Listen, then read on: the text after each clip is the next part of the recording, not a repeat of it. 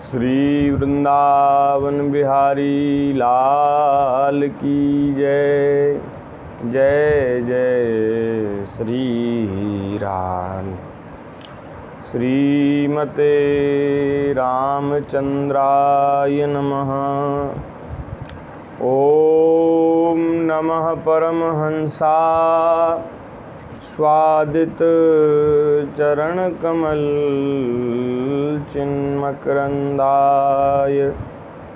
भक्तजन मानस निवासाय श्री रामचंद्राय कृष्णाय वासुदेवाय हरे परमात्मने प्रणतक्लेशनाशाय गोविंदाय नमो। भक्त भक्ति भगवंत गुरु चतुर्नाम वपुएक, इनके पद वंदन किए नाशें विघ्न। चार जुगन में भक्त जे तिनके पद की धूरी, सर्वसु सिर धरि राख्यूं मेरी जीवन। श्री राम जय जय राम। श्री राम जय जय राम। श्री राम जय जय राम। श्री राम जय जय। श्री सीतारामचंद्र भगवान की जय। श्री राधा कृष्ण चंद्र भगवान की जय। हनुमान जी महाराज की जय। गौरी शंकर भगवान की। श्री वृंदावन धाम की जय। 84 कोस ब्रजमंडल धाम की जय। यमुना महारानी की जय। गिरिराज महाराज की जय। श्रीमद्भागवत महापुराण की जय। सुखदेव जी महाराज की जय। भगवान श्री वेदव्यास जी महाराज की जय। श्री सद्गुरुदेव भगवान की जय। सब संत हरिभक्तन की जय। जय जय श्री राधे श्याम। जय जय श्री सीताराम। हर हर महादेव। नारायण नारायण नारायण। हरि शरणम। भक्तवत्सल शरणागत वत्सल दीनबंधु दया सिंधु असंख्येय कल्याण गुणगणनिलय अकारण करुणा वरुणालय भक्तवांछा कल्पतरु करुणा निधान भगवान श्री राधा श्याम सुंदर जी की महती कृपा करुणा से श्रीमद् भागवत जी की रसमयी चर्चा कहने सुनने का परम दुर्लभ सौभाग्य हम सबको प्राप्त हो रहा है। आप सब लोग अपना बहुमूल्य समय निकाल करके सत्संग में जुड़े हैं। आपका स्वागत है और आपको सादर प्रणाम। जय श्री राधे श्याम। जय श्री सीताराम। विगत कुछ दिनों से श्रीमद् भागवत जी की जो ये विस्तृत चर्चा प्रारंभ हुई है, तो उसमें हम सब लोग भागवत की मंगलमय कथा का रसास्वादन करते करते तृतीय स्कंद में पहुंच गए हैं। तृतीय स्कंद में श्री वाराह भगवान के चरित्र की कथा चल रही है। कल कथा हुई और उसमें हमने निवेदन किया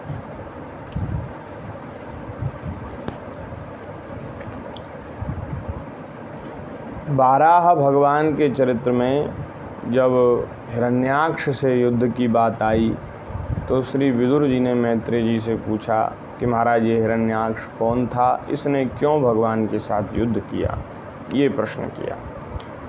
मैत्रेय जी ने उनका समाधान करते हुए श्री ब्रह्मा जी और देवताओं के संवाद का स्मरण किया और उनको कथा सुनाना प्रारंभ किया। श्री मैत्रेय जी महाराज विदुर जी को कह रहे हैं और यहाँ ब्रह्मा जी देवताओं को बता रहे हैं। जब महाराज कश्यप जी के द्वारा दिति माता के गर्भ में हिरण्याक्ष और हिरण्यकश्यप वे आए हैं तो महाराज 100 वर्ष तक, यहाँ भागवत जी में लिखा है 100 वर्ष तक वे गर्भ में ही रहे हैं। माता ने उनको जन्म नहीं दिया क्योंकि उनको देवताओं का भय था। वे ये बात समझती थीं, उनको लगता था कि देवता जो हैं मेरे इस पुत्र को मार डालेंगे, इसलिए वो गर्भ से बाहर नहीं निकाल रही। तो महाराज गर्भ में ही उन दोनों बालकों का एक ही बार में दोनों का जन्म हुआ, हिरण्याक्ष हिरण्यकश्यप का। तो एक तरह से ये जुड़वा हैं। तो इनके तेज से महाराज सारा ब्रह्मांड जलने लगा। देवताओं का तेज, देवताओं की प्रभाव फीकी हो गई। सूर्य भगवान भी निस्तेज हो गए, ऐसा वर्णन है। सूर्य भगवान की जो आभा है, रोशनी है, चमक है, वो भी फीकी पड़ गई इनके तेज के आगे। तो ये देवता बड़े भयभीत हुए, व्याकुल हुए, ब्रह्मा जी की शरण में गए। ब्रह्मा जी ने कहा कि भाई देखो, ये जो है दिति माता के गर्भ में जो बालक हैं उनका तेज है और उसी तेज के कारण तुम सब लोग फीके पड़ गए हो। तो देवताओं ने कहा महाराज, ये ऐसे कैसे विलक्षण बालक हैं जो गर्भ में से ही इनका तेज ऐसा फैल रहा है कि हम सब लोग उस तेज से जल रहे हैं। तो ये बालक हैं कौन? तब श्री ब्रह्मा जी ने उनको कथा सुनाना प्रारंभ किया है। सनकादिक भगवान गए हैं वैकुंठ में, भगवान के धाम में भगवान का दर्शन करने के लिए। जय और विजय ने उनको रोका है। सनकादिक ऋषियों ने शाप दिया है और इनको कहा कि तुम यहाँ रहने योग्य नहीं हो, जाओ मृत्यु लोक में जाओ, असुर अधम योनियों को प्राप्त हो, जहाँ काम क्रोध और लोभ की भरपूर मात्रा में जहाँ ये सब मिलते हैं। काम क्रोध और लोभ जहाँ है, ऐसी नारकीय योनि में, ऐसी आसुरी योनि में, क्षमा करें, आसुरी योनि में आप जाओ और उनके शाप के फल स्वरूप, सनकादिक ऋषियों के शाप के फल स्वरूप इनका वैकुंठ से पतन हुआ है। तो यहाँ तक की चर्चा हम कर चुके हैं। तो उस समय महाराज भगवान वहाँ पधारे हैं। श्री ठाकुर जी को जब सब समाचार मालूम हुआ तो भगवान वहाँ पधारे हैं। तो ये 16वां अध्याय है। 16वें अध्याय की चर्चा आज हम प्रारंभ कर रहे हैं। उससे पहले 15वें अध्याय का एक श्लोक, जब भगवान का दर्शन करके सनकादि ऋषियों ने जो भगवान की स्तुति की है, वो श्लोक कई श्लोकों में है, लेकिन एक श्लोक कह करके फिर हम आगे बढ़ेंगे। 16वें अध्याय में जो भगवान ने जो कहा है उस समय, भगवान की वाणी, उसका हम सब लोग श्रवण करें। अच्छा, जब भगवान बोलते हैं ना, तो भगवान की वाणी में बड़ी गंभीरता, बड़ा ऐश्वर्य, बड़ी महाराज उदारता, दयालुता, कृपालुता रहती है और बड़ी महाराज गूढ़ भगवान की बात होती है। भगवान जहाँ जब बोलते, भागवत जी में भी, रामचरितमानस में, ये सिद्ध ग्रंथ हैं। ये किसी कवि के मन की कोरी कल्पना नहीं है। ये उन्होंने समाधि में स्थित होकर के लीला का अपने भाव से, अपने मन के नेत्रों से लीला का दर्शन किया और जो उन्होंने देखा वो उन्होंने लिखा, जो उन्होंने सुना वो उन्होंने लिखा। चाहे भागवत हो, चाहे गीता हो, चाहे रामचरितमानस हो, ये जो ग्रंथ हैं, और वेद व्यास जी तो साक्षात भगवान ही हैं, भगवान की वाणी है। तो भगवान ने जो कहा उसका हम श्रवण करेंगे। यहाँ श्री सनकादिक मुनि कह रहे हैं, नात्यंतिकं विगणयन्त्यपि ते प्रसादम् किन्त्वन्यदर्पितभयं भ्रुव उन्नयस्तै येऽङ्गत्वदङ्घ्रिशरणा भवतः कथायाः कीर्तन्यतीर्थयशसः कुशलारसज्ञा कीर्तन्यतीर्थयशसः कुशलारसज्ञा।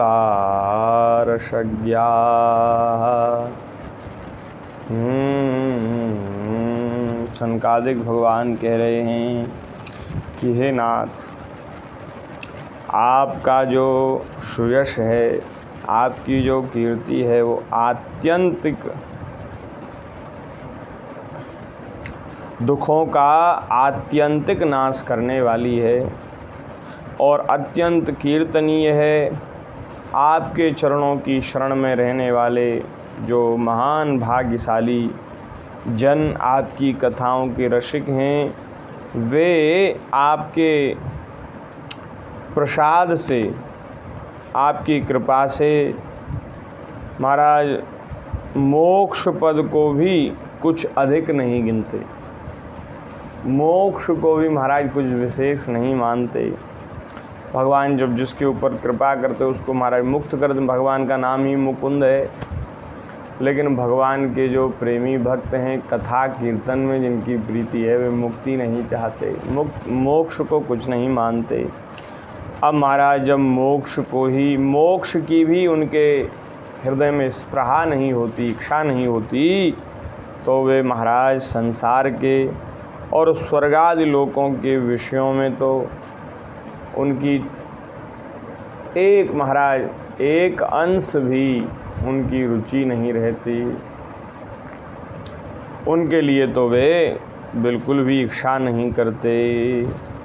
हे भगवान, आज हमें आपका दर्शन हुआ। श्री सनकादिक ऋषि कह रहे हैं कि महाराज जिस समय हमारे पिता ब्रह्मा जी ने आपके रहस्य का वर्णन किया था, उसी समय श्रवण रंध्रों के द्वारा हमारी बुद्धि में तो आप आ विराजे थे, किंतु आपके दर्शन का महान सौभाग्य हमें आज प्राप्त हुआ है। आहा! हे अनंत, यद्यपि आप अंतर्यामी रूप से सभी के हृदय में रहते हैं, तथापि उनकी दृष्टि से ओझल रहते हैं, लेकिन आज हे प्रभु, आज आप हमारे नेत्रों के सामने साक्षात विराजमान हैं। ऐसा कौन सा हमने साधन किया, कौन सा ऐसा हमने पुण्य किया कि आप हमारे नेत्रों के सामने आज प्रकट हो गए। किस साधन से, किस पुण्य से आपका दर्शन होता है? ऐसा कौन साधन है महाराज भगवान का दर्शन करा सके? ऐसा कोई साधन ही नहीं। हाँ, ऐसा कोई साधन नहीं है। भगवान किसी साधन से प्रसन्न होकर के कृपा नहीं करते, दर्शन नहीं देते। भगवान तो अपनी ओर से करुणा करके, कृपा करके अपना दर्शन देते हैं। लेकिन फिर भी महापुरुषों ने कहा, भगवत दर्शन की व्याकुलता ही हमारे हृदय में, ठाकुर जी के दर्शन की व्याकुलता ही भगवान के दर्शन का मूल्य है। लौल्य एव मूल्यम, नारद जी ने कहा, व्याकुलता ही उनका दर्शन कराती है।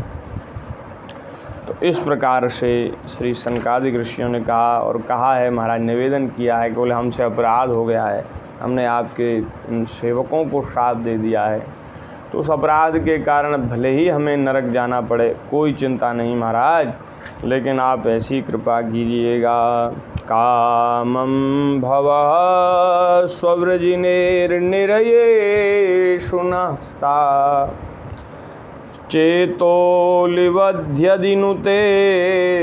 पदयोरमेत वाचश्च नस्तुलसीवध्यदितेऽङ्घ्रिशोभा पूरेत ते गुणगणैर्यदि कर्णरंध्र। नरक भी जले जाएं तो हमें कोई भय नहीं, लेकिन इतनी कृपा आप हमारे ऊपर कीजिएगा। क्योंकि हम भी आपके ही हैं, तो आपके हैं इसलिए इतनी कृपा तो आप हमारे ऊपर कीजिए। क्या करें? बोले महाराज हमारा चित्त आपके चरण कमलों में ही लगा रहे, आपका स्मरण करता रहे, हमारी वाणी सदैव आपके चरणों से संबंधित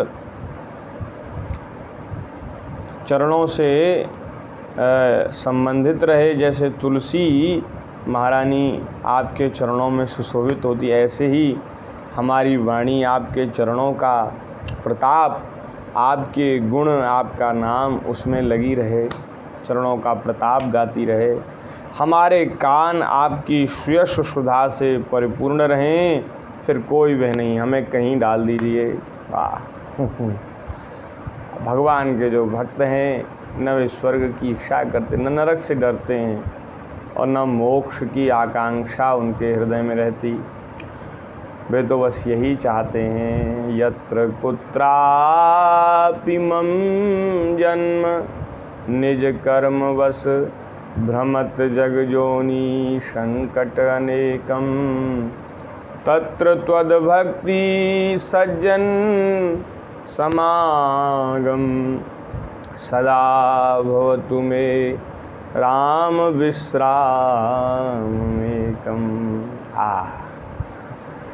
नरक सुरग अपवर्ग आस नहीं त्रास है, जहाँ भेजो तहाँ रहो मान सुख रास है। जहाँ भेजो तहाँ रहो मान सुख रास है। बस इतनी कृपा करिए, करहु कृपा ना भूलूं के लिको भगवत रसिक तमाल, भगवत रसिक तमाल राधिका बेली को। बस आपकी लीला का, कथा का स्मरण रहे। अब महाराज ब्रह्मा जी देवताओं से कहते हैं, 16वें अध्याय में ब्रह्मा जी देवताओं से कहते हैं, हे देवगण, जब सनकादि ऋषियों ने इस प्रकार स्तुति की तब वैकुंठ निवास श्री हरि ने उनकी प्रशंसा करते हुए यह कहा। भगवान ने कहा, श्री भगवान उवाच एतौ तो पार्षदो मह्यम जयो विजय एव च कदर्थी कृत्य माम यद्यो बहवक्रातामतिक्रमम्। भगवान ने कहा कि हे मुनिगण, ये जय विजय मेरे पार्षद हैं, ये मेरे अपने हैं, मेरे पार्षद हैं। भले ही इन्होंने अपराध किया है, मेरी कुछ भी परवाह न करके इन्होंने अपराध किया है, लेकिन महाराज फिर भी हैं तो मेरे ही। इन मेरे भक्तों के द्वारा किए हो अपराध को मैं अपना अपराध मानता हूँ और उसे मैं अपने सिर पर लेता हूँ। आप महाराज, आपने जो दंड दिया वो भी ठीक किया और वो भी मुझे अभिमत है, अच्छा है। तो महाराज लेकिन अब आप इनके ऊपर कृपा करिए, जिससे इनका शीघ्र ही उन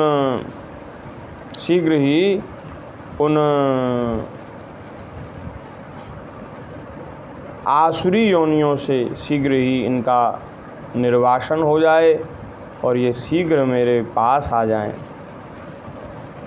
यह जो इनका निर्वासन काल है, ये जो मुझसे दूर रहेंगे, तो उस समय ये जो आसुरी योनि में आपने भेजने का साथ दिया है तो वो शीघ्र समाप्त हो जाए और ये अपने अपराध के अनुरूप अधम गति को भोग करके शीघ्र ही मेरे पास लौट आवें। भगवान कह रहे हैं, ब्राह्मण मेरे परम आराध्य हैं, मेरे अनुचरों के द्वारा आप लोगों का जो तिरस्कार हुआ है ये वस्तुतः मेरा ही अपराध है, इसलिए मैं आप लोगों से क्षमा मांगता हूँ। भगवान कह रहे हैं इसलिए मैं आप लोगों से क्षमा मांगता हूँ और आप लोग मेरे ऊपर प्रसन्न हुइए, क्योंकि सेवकों का अपराध जो है वो स्वामी का ही माना जाता है। वह अपयश उसकी कीर्ति को इस प्रकार दूषित कर देता है जैसे त्वचा को चर्म रोग बिगाड़ देता है। मेरी निर्मल सुयश सुधा में गोता लगाने से चांडाल पर्यंत सारा जगत तुरंत पवित्र हो जाता। मेरी कीर्ति आप लोगों ने, आप संतों ने, ब्राह्मणों ने इतनी बढ़ा दी है, इतनी महिमा का मेरी गान किया है कि उस कीर्ति में, उस सुयश में जो डुबकी लगाते, गोता लगाते, उसका श्रवण कथन करते, चांडाल पर्यंत जो नीच जीव हैं, नीच योनियाँ हैं, उन योनियों में पड़े हुए जीव भी तुरंत पवित्र हो जाते हैं। इसलिए मेरा नाम विकुंठ है, मुझे विकुंठ कहते हैं सब लोग।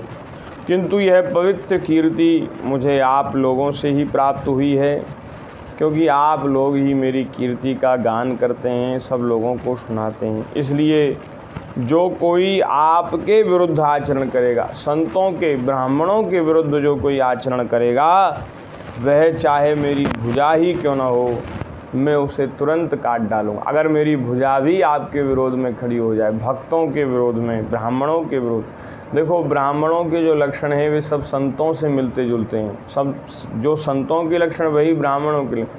जो शास्त्र में जिनको ब्राह्मण कहा गया और ब्राह्मणों के जहाँ लक्षण बताए, धर्म बताए, वो सब संतों के ही धर्म है। सम, दम, तितिक्षा, संतोष, भगवान की भक्ति, सत्य, दया, ज्ञान, वैराग्य, ये सब गुण ब्राह्मणों के शास्त्र में बताए गए हैं और यही गुण संतों के हैं। तो जो वस्तुतः ब्राह्मण हैं, जिनमें ब्राह्मणत्व है, वे जरूर भक्त हैं, संत हैं। तो यहाँ ब्राह्मण से संतों को मानना, संतों से यहाँ ब्राह्मणों का नाम लेकर के भगवान ब्राह्मणों की और संतों की दोनों की महिमा का गान कर रहे हैं। यस्यामृतामलयशः श्रवणावगाः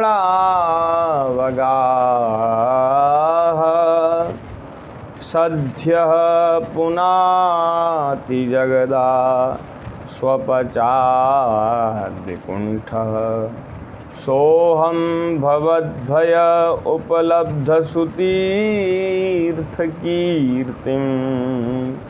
छिन्ध्या स्वबाहुमपि वह प्रतिकूल वृत्तिम।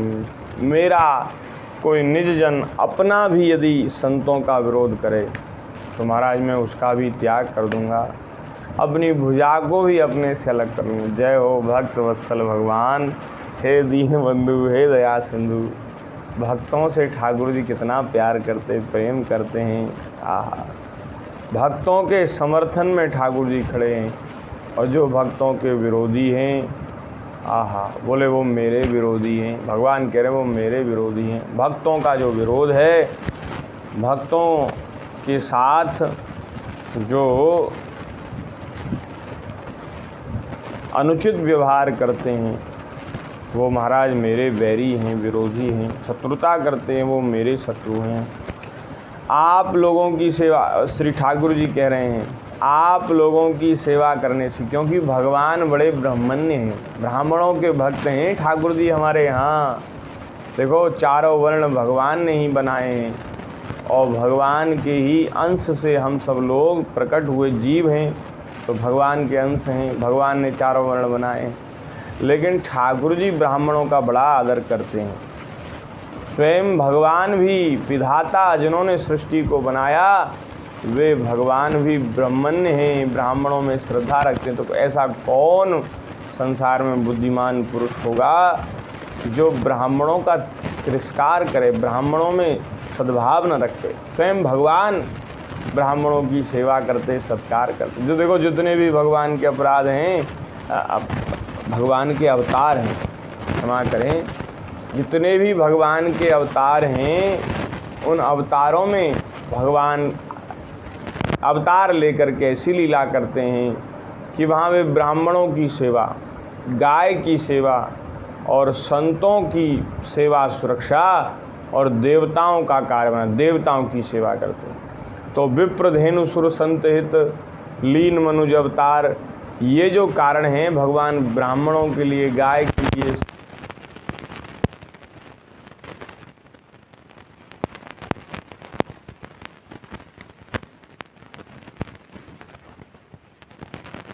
पूर्ण करते हैं। स्वयं अपने हाथ से गायों की सेवा करते हैं। जब श्री कृष्ण भगवान ब्रज में आए तो गायन सो ब्रज छायो बैकुंठ बिसरायो, बैकुंठ से भगवान अवतरित हुए धराधाम पर, इस धरती पर। कहाँ, किस कुल में? ग्वारिया के कुल में उत्पन्न हुए। अरे किसी राजा महाराजा के कुल में होते, ब्राह्मण के कुल, ब्राह्मण सबसे श्रेष्ठ हैं, ब्राह्मणों के कुल में होते, अहीर क्यों बन गए, यादव क्यों बन गए? क्योंकि यहाँ गौ सेवा होती है। गौ सेवा करने के लिए भगवान पधारे हैं। तो अहीर के घर में जन्म लिया और बचपन से ही, बाल्यकाल से ही, छोटे से हैं हमारे ठाकुर जी। और मैया से कह रहे, मैया मैं गैया चराऊँगा। ठाकुर जी मैया से बोले, मैं तो गैया चराऊँगा। मैया बोली, लाला तू अबई ठीक ते चलवाओ ना सीखो और तू गैया चरावे की बात करे। नहीं नहीं मैया, मैं तो गैया चराऊँगा, मैं नहीं मानूँगा। मेरे संग के जो ग्वाल वाल हैं, सखा हैं मेरे, वो सब गैया बछड़ा चरावे जामें। तो मेरो बड़ो मन है, मेरी हार्दिक इच्छा है कि मैं हूँ गैया चराऊँ। तो महाराज रोज़ रोज़ ठाकुर जी मैया से वो करते, जिद करते, हठ करते, मैया मोह गैया चरानी है।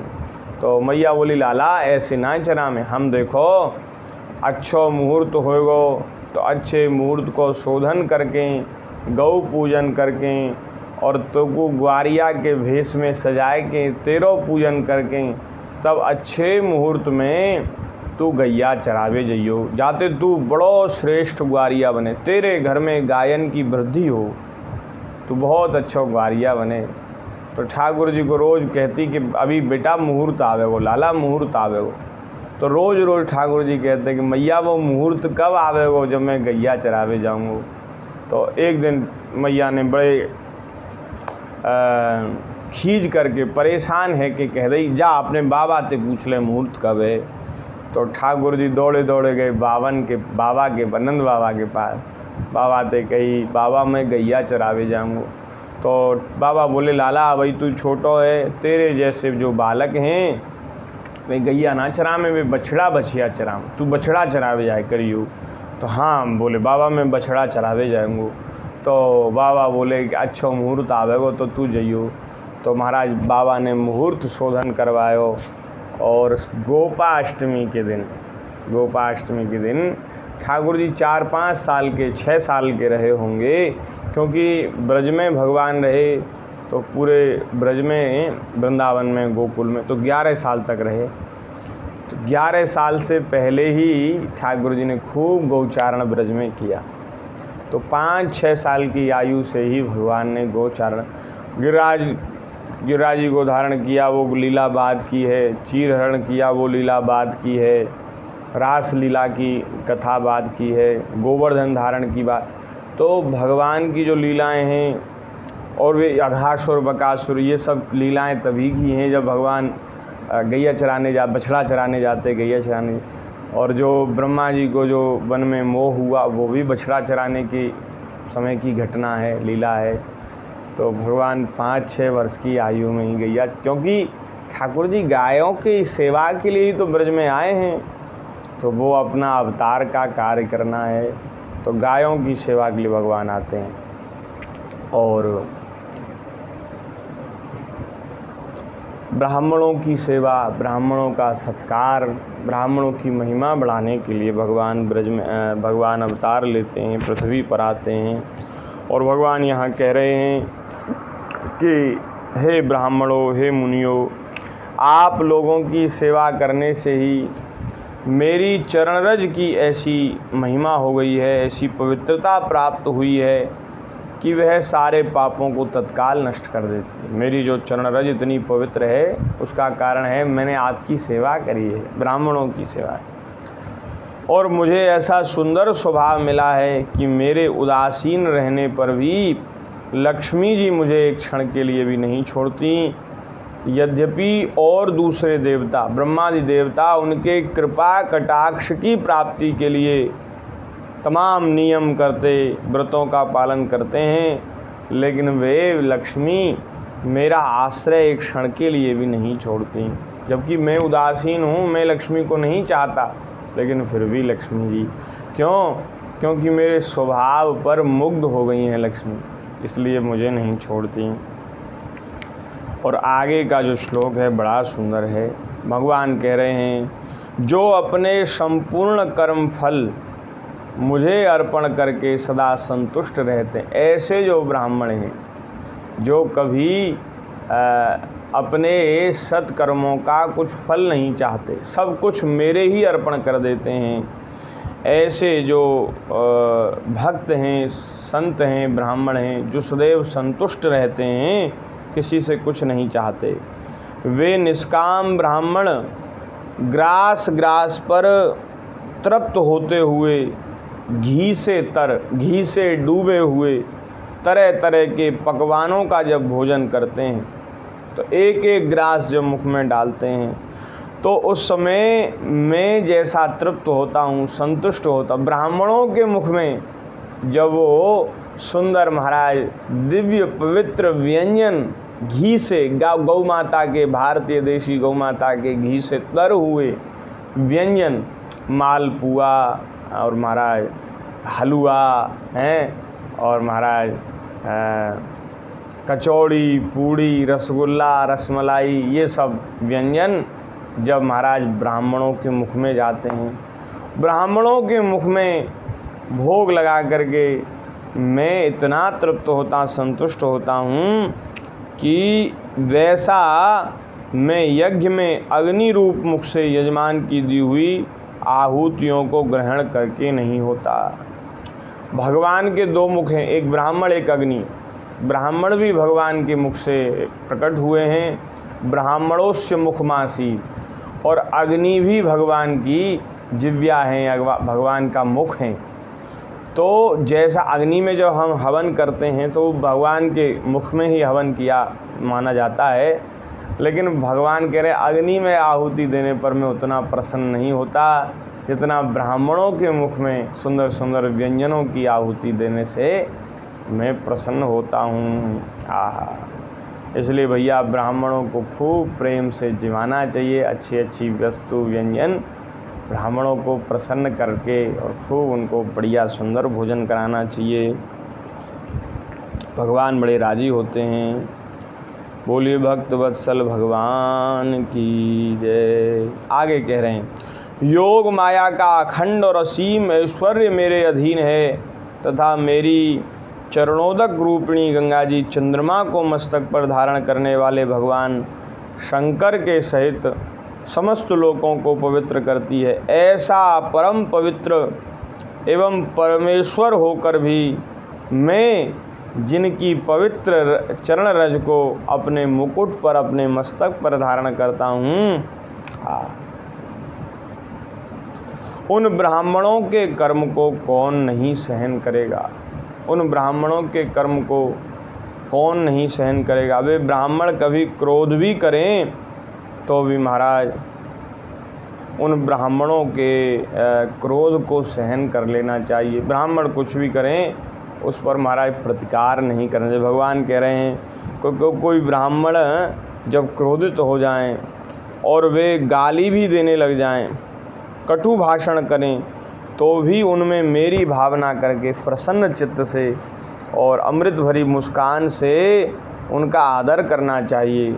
और जो जैसे पिता रूठे हुए पिता को पुत्र मना लेते हैं, और आप लोगों को जैसे मैं मनाता हूँ, उसी प्रकार जो ब्राह्मणों को मना लेते हैं, प्रसन्न कर लेते हैं, भगवान कह रहे हैं उनके वश में मैं हो जाता हूँ। ब्राह्मण कुछ क्रोध में आकर हमारी किसी क्रिया पर क्रोधित होकर के और हमें कभी उल्टा सीधा भी कहने लगे तो स्वयं क्रोध नहीं करना चाहिए। हाँ, बड़ा अपराध है। हमारे बड़े जब क्रोध भी करें तो उस समय सहन करना चाहिए क्रोध को। और ब्राह्मण जब क्रोधित हों तो उनको समझना चाहिए भगवान ही हमारे ऊपर कृपा कर रहे हैं, करुणा। भले ही हमारा अपराध नहीं है लेकिन फिर भी भगवान की प्रसन्नता के लिए उस समय ऐसा समझना चाहिए कि आज हम इनका क्रोध सहन कर गए तो ठाकुर जी बड़े राजी होंगे। हाँ, तो मधुर मुस्कान से उनको मना लेना चाहिए और महाराज अपना अपराध स्वीकार कर लेना चाहिए। ब्राह्मणों को प्रसन्न कर लेना चाहिए। जो ब्राह्मणों को प्रसन्न करते हैं इस प्रकार से वो मुझे बस में कर लेते हैं। यहाँ एक बड़ी सुंदर बात कह रहे हैं भगवान कि ब्राह्मण, गाय और अनाथ प्राणी ये मेरे ही स्वरूप हैं, मेरे ही शरीर हैं। जो लोग इनको मुझसे भिन्न समझते हैं वो महाराज यमराज के बड़े भयंकर भयानक दूत उनको नरक ले जाते हैं और उनको बहुत प्रकार से कष्ट देते हैं, नारकीय पीड़ा प्रदान करते हैं। जो मुझ में और ब्राह्मणों में, गाय में और अनाथ प्राणी जिनका कोई कहीं नहीं, दीनहीन है, गरीब, दीन दुखी अनाथ प्राणी, उनमें भी भगवान को ही मानकर उनकी सेवा करनी चाहिए। वे भगवान के श्रीअंग हैं, स्वरूप हैं। तो भगवान कह रहे हैं इनमें जो भेद करते हैं वो महाराज नरक जाते हैं। इसलिए गौ माता की सेवा, ब्राह्मणों की सेवा, हम लोग संत महात्मा और कथा कहने वाले जो गाय की सेवा की बात करते हैं वो महाराज बड़ी आवश्यक, बहुत आवश्यक है वो बात। और वो वेद शास्त्रों के द्वारा अनुमोदित है और संतों के हृदय की वो पुकार है। इस समय सब संत महापुरुष यही कह रहे हैं भैया गाय की सेवा से जुड़ो, गाय की सेवा करो, क्योंकि गौ माता इस समय बड़े संकट में है, बहुत संकट है गाय के ऊपर। महाराज अगर हम इसी तरह से उदासीन बने रहे ना तो गौ माता का दर्शन दुर्लभ हो जाएगा, गाय नष्ट हो जाएगी, गाय नहीं बचेगी धरती पर। इतनी स्थिति खराब है भैया। हम तो देखो गांव में रहते हैं, गांव में भी अब देशी, भारतीय देशी, अच्छे नस्ल की देशी गाय, उसका दर्शन दुर्लभ है। नस्ल इतनी खराब हो गई हैं कि उनमें जर्सी का और ये जो विदेश की गैया है, विदेश का गैया कहना तो अब उसके लिए ठीक नहीं है, पशु जो विदेशी पशु है उससे गायों को उनके साथ मिला करके उनको गायों को ख़राब किया गया, नस्ल खराब हुई है। और अब हर जगह स्थिति ये है कि भारतीय जो देशी गायें हैं वे प्राय संकरता के रोग से व्याप्त हो गई हैं। उनमें संकरता का रोग, वर्ण संकरता का रोग आ गया है। और भारतीय जो देशी नस्ल की जो अच्छी गाय है उनका दर्शन दुर्लभ हो गया है। और अब लोग भैंस रखने लग गए, जर्सी रखने लग गए। गाय के प्रति लोगों की बड़ी भारी उदासीनता है। ये तो महाराज संत महापुरुष जो बहुत कार्य कर रहे हैं इस क्षेत्र में, तो इनका बड़ा उपकार है हम लोगों के लिए जो इन्होंने गायों को सुरक्षित किया है, नहीं तो बड़ी स्थिति खराब है। इसलिए हम लोगों को जागृत होना है। गाय जो हैं भगवान के स्वरूप हैं। गाय की अगर सेवा बन गई तो समझना चाहिए भगवान की सेवा बन गई। ब्राह्मणों पर इतना संकट नहीं है, साधुओं पर इतना संकट नहीं है, गाय के ऊपर ज़्यादा संकट है। महाराज गाय के ऊपर, गाय की गर्दन के ऊपर तलवार रखी है, गाय की हत्या हो रही है हमारे देश में। भारत देश में जो धर्म प्राण देश है, धर्म ही जिसका प्राण है, ऐसे देश में जहाँ गाय को माता माना जाता है, गाय को भगवान माना जाता है, ऐसे देश में गाय की निर्मम नृशंस हत्या हो रही है और हम सब लोग उदासीन बने बैठे हैं। हम लोग सोचते हैं हम कर ही क्या सकते हैं। अगर ये उदासीनता आपके हृदय में बनी रही तो ध्यान रखें, हम सबको भी गौ हत्या का पाप लगेगा और उस पाप से हम बच नहीं सकते। जब मरने के बाद जब जाएंगे ना परलोक, हमसे पूछा जाएगा कि जब देश में गौ हत्या हो रही थी तो तुमने गाय की रक्षा के लिए, गाय के संवर्धन के लिए, सुरक्षा के लिए तुमने क्या किया, तुम्हारी क्या सहभागिता उस समय रही जब देश में गाय की हत्या हुई। उस समय हम लोग क्या जवाब देंगे? उदासीन बने रहे, अरे हम कर क्या सकते थे, हम तो भोगों के गुलाम हो गए, सुविधाओं ने हमको इतना वो कर लिया, परतंत्र कर लिया कि अब सुख सुविधा में रहने के कारण हम गाय की सेवा नहीं करना चाहते। दूध दही घी की तो आवश्यकता है, लेकिन गौ सेवा की जब बात आती है तो बिल्कुल हाथ खड़े कर देते हैं, बिल्कुल महाराज हमसे तो नहीं होगा।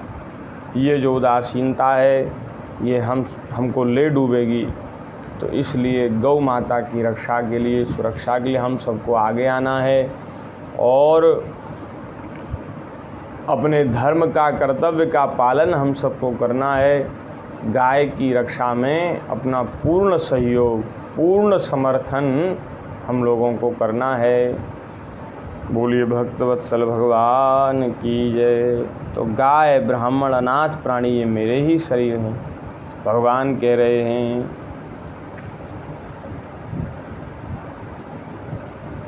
तो महाराज इन सेवकों ने आप लोगों का अपमान किया, आप लोग मेरी प्रार्थना मानकर इनके ऊपर ऐसी कृपा करें कि शीघ्र ही ये अपने अपराध के अनुरूप अधम गति को भोग करके मेरे पास लौट आवें। इस प्रकार से श्री ठाकुर जी ने सनकादिक मुनियों के सामने निवेदन किया है। श्री वृंदावन बिहारी लाल की जय। सनकादिक भगवान की अमृतमयी वाणी को सुनते सुनते तृप्त नहीं हो रहे। भगवान ने थोड़े ही अक्षरों में महाराज बड़ी सार युक्त गंभीर बात कह दी, और जो भगवान ने कहा उनकी वाणी बड़ी दुर्विज्ञेय, अर्थपूर्ण, थोड़े अक्षरों वाली थी लेकिन बड़ी मनोहर थी।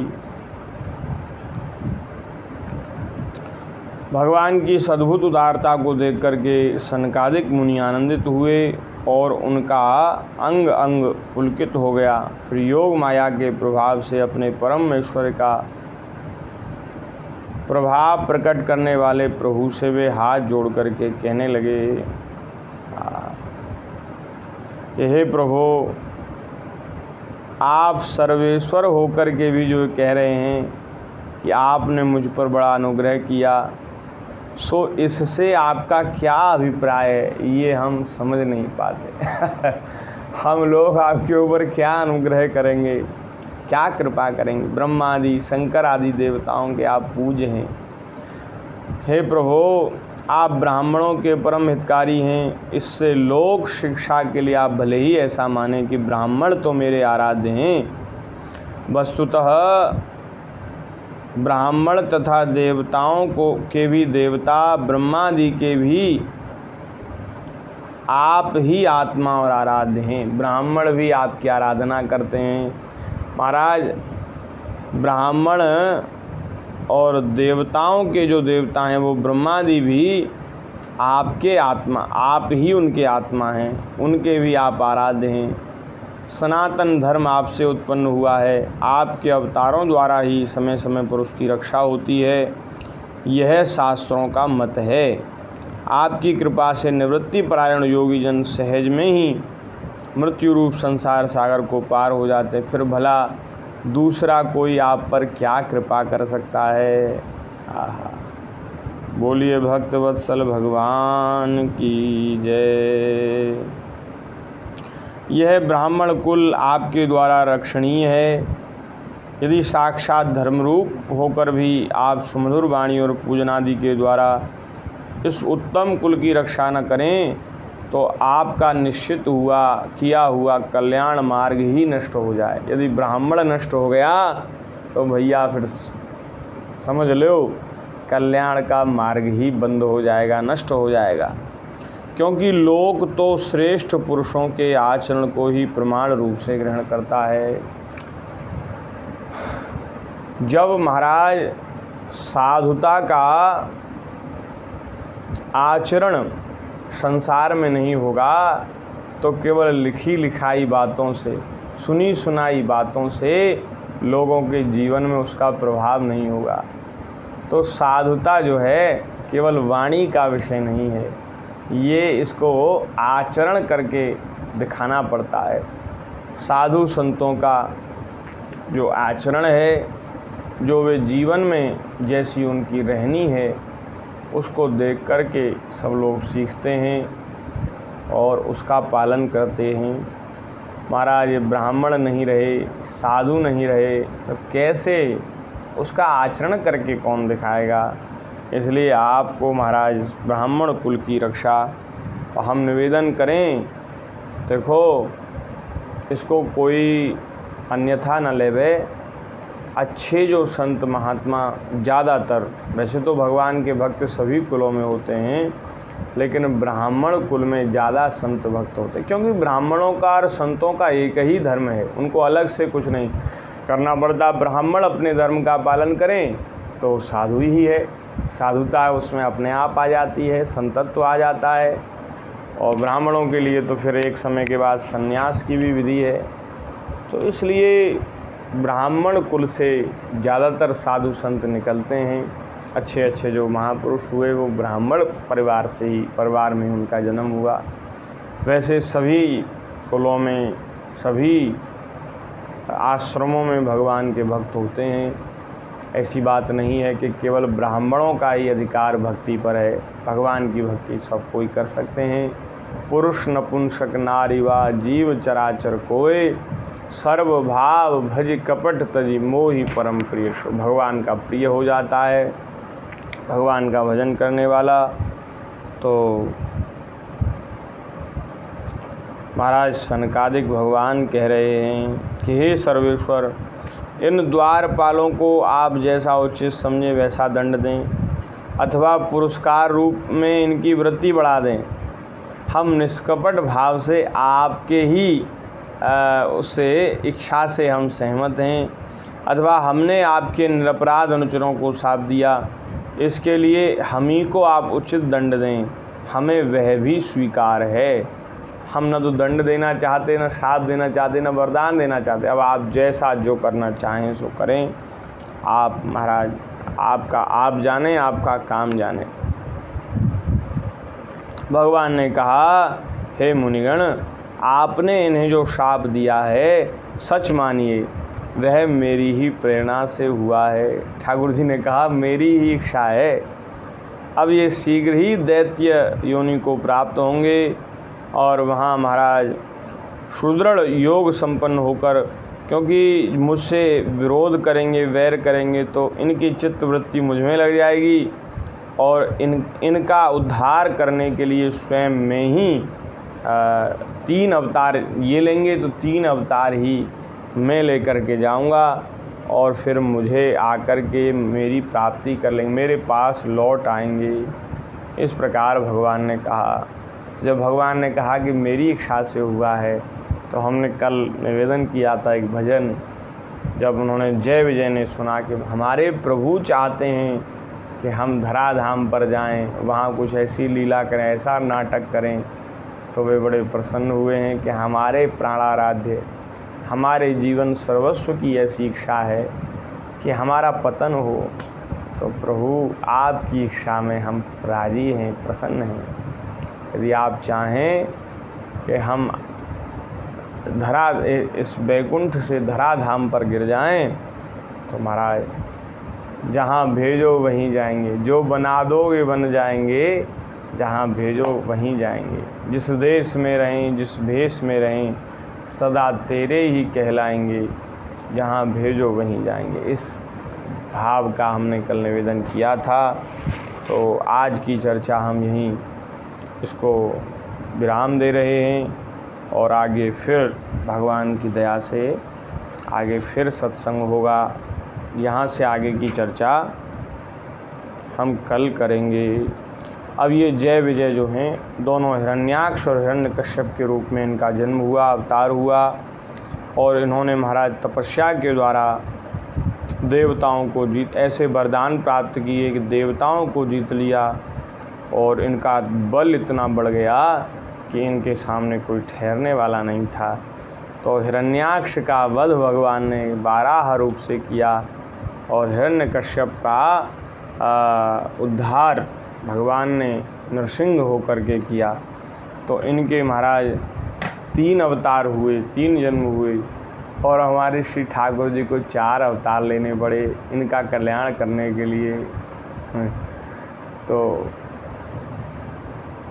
भक्त के तो 3 अवतार और ठाकुर जी के 4 अवतार। एक ज़्यादा लिया कि भाई मेरी इच्छा से तुम्हें दुख पाना पड़ा तो कोई बात नहीं, तुम्हारे उद्धार के लिए मैं 1 अवतार ज़्यादा लेता हूँ। इस प्रकार भगवान के 4 अवतार हुए। श्री कृष्ण अवतार में भगवान ने शिशुपाल दंतवक्त्र के रूप में इनका उद्धार किया। रामावतार में रावण कुंभकर्ण के रूप में भगवान ने उद्धार किया, और हिरण्याकश्यप का उद्धार नृसिंह रूप में, हिरण्याक्ष का अवतार भगवान ने वाराह रूप में किया। इस प्रकार से लीला हुई है।